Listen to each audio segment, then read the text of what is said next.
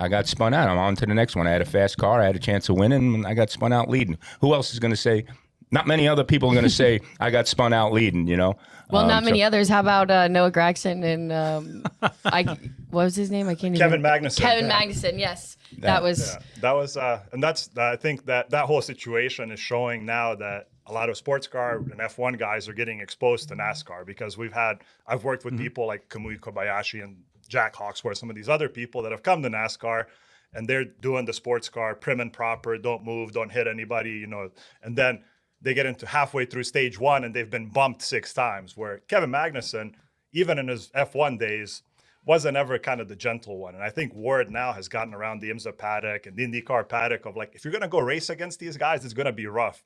And Kevin didn't really take anything from Gragson. And Gragson, unfortunately, seems like a lot of times when he gets in the back there, he wants to become a nuisance more than trying to beat you. And, they went back and forth. And you could see, I understand that Noah wants to show, hey, I have pace enough to beat this F1 IMSA guy. But also, if you're moving under braking, missing apexes, that's not the move. Yeah. And that 91 was outbraking everybody. And you can see he was going to be a little aggravating during the race because of that, and going to piss off the guys that usually piss off the people during the races anyway.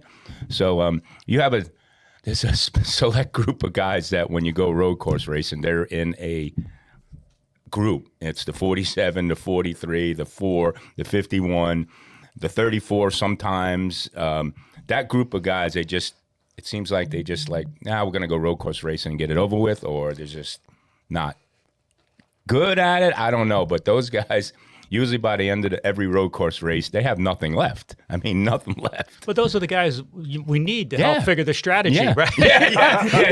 From the TV side, we need those guys, right? Exactly. We need them. You were talking about the brakes, and that's something that, working with the IndyCar stuff and now doing a little bit of observation over in the Formula One side, it's not really where these guys brake. It's how hard they brake and how they get off them. Their brake zones are so short. I watched the guys in the Porsche Cup deal, and they talk about Kimi Antonelli, and I'm going to tell you, a couple weeks ago, I was focusing on one, and his brake zone was so much shorter than everybody else's. You're thinking how they do that with the same equipment. So it's got to be, it's form.